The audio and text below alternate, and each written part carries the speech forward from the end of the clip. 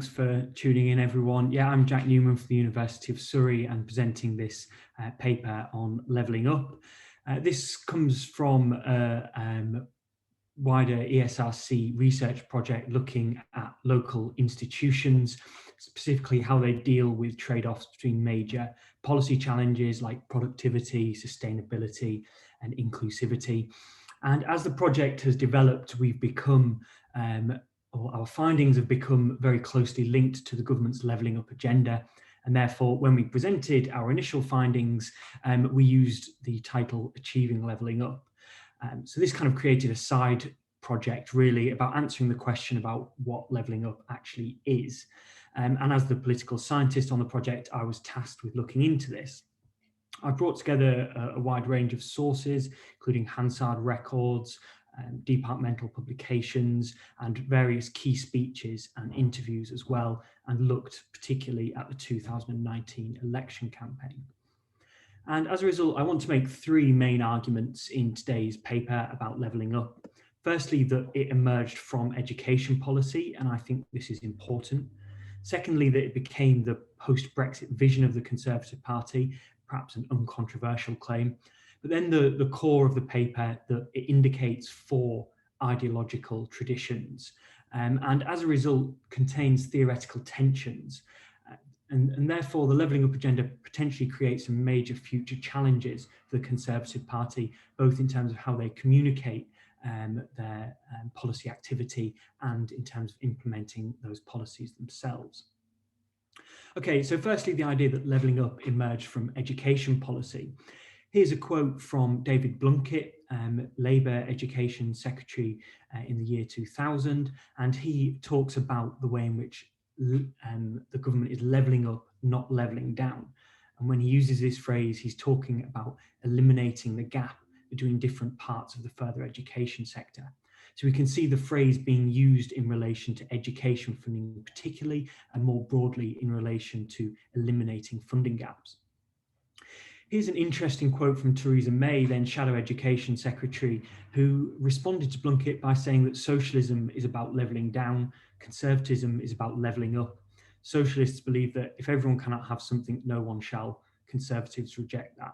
Now, putting aside, I think, what is a rather facile kind of explanation of the difference between socialism and conservatism, I think what's interesting here is the idea that the word levelling or level is associated with trying to achieve equality that we would associate with the Labour Party. And the word up in this phrase links to the conservative notion that a rising tide lifts all boats. And therefore the two halves of the phrase kind of reference two parts of the political spectrum.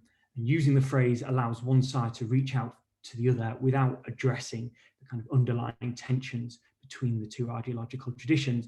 This is something I shall draw out later. In the mid-noughties, the phrase kind of starts to disappear, but then has a resurgence while Justine Greening is Education Secretary under Theresa May. And the word levelling up is used a lot in relation to per pupil funding in schools and is associated strongly with a broader agenda to deliver social mobility through the education system and realise equality of opportunity in the UK. Again, the phrase disappeared when Justine Greening stepped down as Education Secretary, only to have a resurgence when Boris Johnson became Prime Minister, but this time with another meaning attached. Here's Robert Jenrick explaining that the Conservatives will seek to raise productivity, focusing on levelling up parts of our country whose economies are furthest behind. So here it becomes associated with regional inequality and addressing place-based productivity disparities across the UK. In a quote that Johnson uses numerous times in his speeches and in the manifesto and in the Queen's speeches as well, is the idea that the Conservatives will level up and unify the entire UK through better education, infrastructure and technology. So while we've got that regional equality dimension, the education dimension is there also.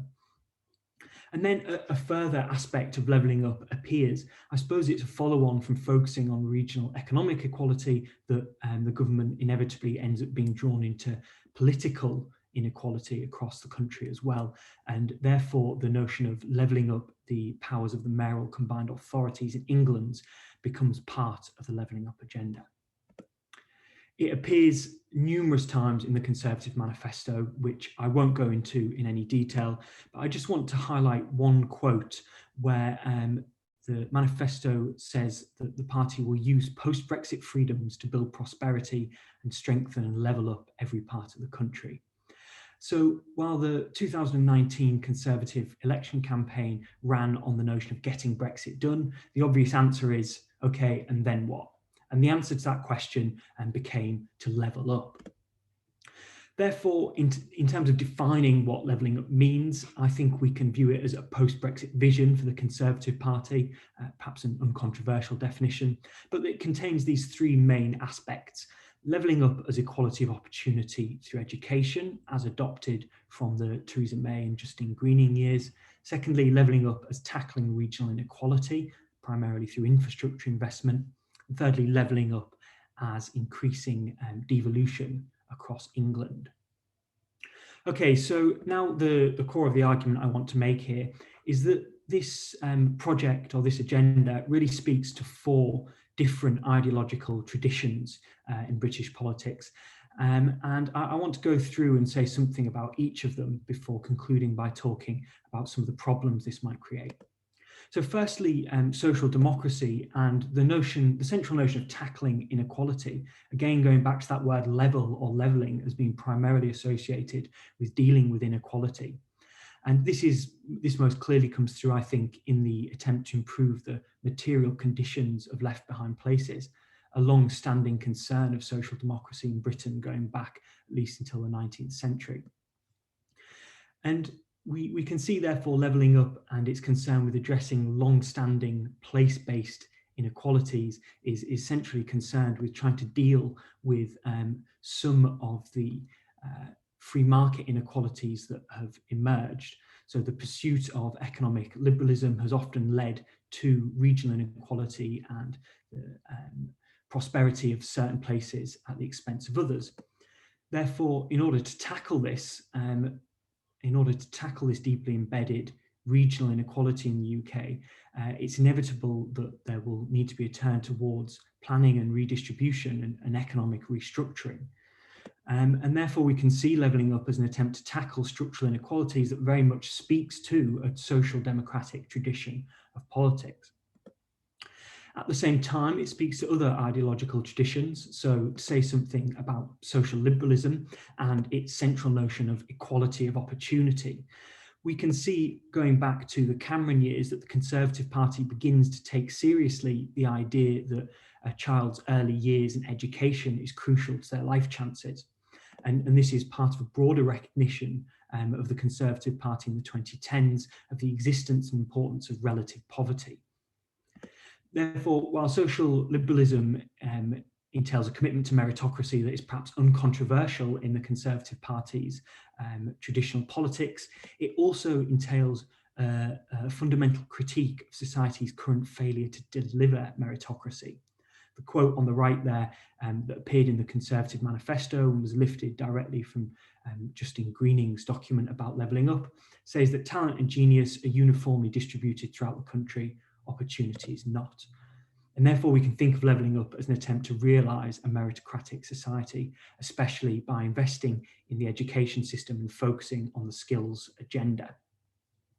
The third ideological tradition that levelling up speaks to is economic liberalism and its central value of free markets. So while there have been a number of commentators that have noted the shift away from austerity politics in the May and particularly the Johnson era, this is not necessarily a move away from the free market. And throughout the 2019 election campaign, Boris Johnson characterised his focus on public spending and levelling up as the bedrock of a dynamic free market economy. So in many ways, it's a means to an end, the means being investment, the end being a free market economy. And this links to ideas of a virtuous cycle between public investment and economic liberalism. The levelling up agenda, with its focus on regional equality, talks about sharing, creating greater regional equality. And we can think about this in relation to sharing the benefits of free markets across the country. This comes out clearly in the Free Ports agenda, which seeks to use low tax, low regulation enclaves to move industry and business to deprived areas.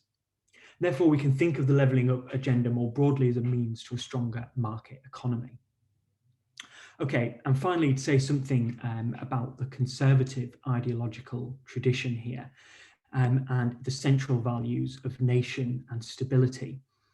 Boris Johnson has talked a lot about being a one nation Conservative Party, and I think part of that is to try and achieve a national unity, or at least appeal to a national unity at a time when the country is divided.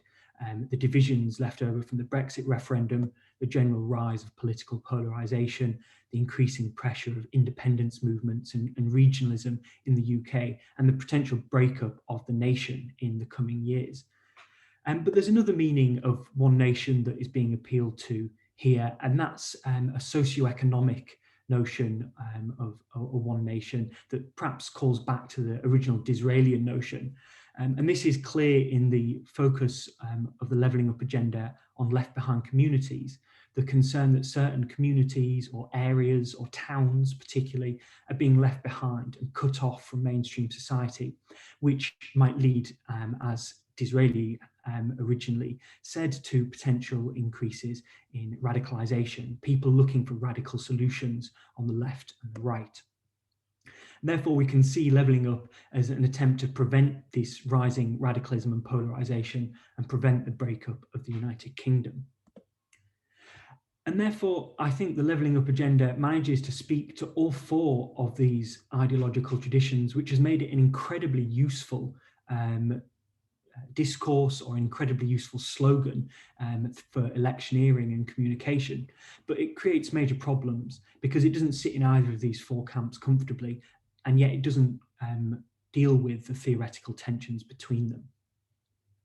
So I just want to explore some of these theoretical tensions with some examples. So going back to my definition of levelling up as containing these three aspects, let's look at each of them and clarify how these ideological tensions might play out. So with regards to levelling up equality of opportunity through education, I think there's a major tension here between the conservative commitment to nation stability and the social liberal commitment to equality of opportunity. I think a key example is how to address elite educational institutions. Levelling up implies that we can take all schools in the country and make them at the same level as the elite educational institutions, which is clearly not true. So there's a bit of a trade-off to be had here. On the one hand, true meritocracy and equality of opportunity will require the dismantling of elite institutions. But on the other hand, this is fundamentally contradictory with conservative traditions and commitment to the stability of institutions.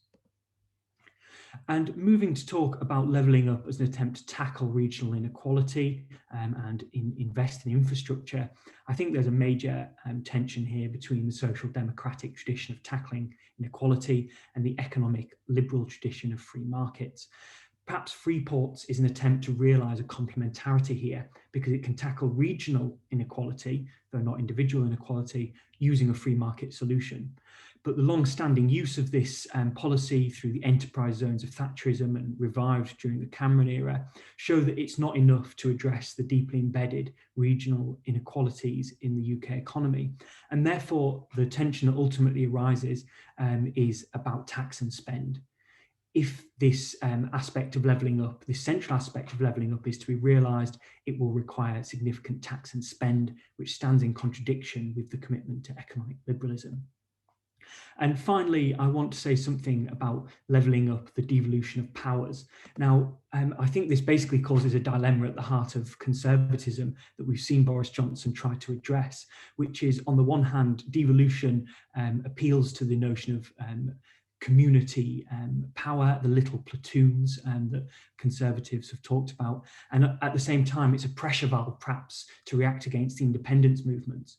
But at the same time, it gives a voice and a platform to those who seek to undermine the integrity of the United Kingdom and seek to establish territorial independence for the nations and regions within the UK.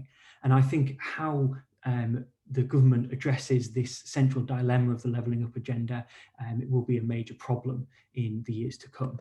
So just to summarise, levelling up emerged originally from education policy, became the Conservatives' post-Brexit vision. It indicates 4 different ideological traditions and therefore contains theoretical tensions, and these tensions potentially create major future challenges for the Conservative Party. Thank you.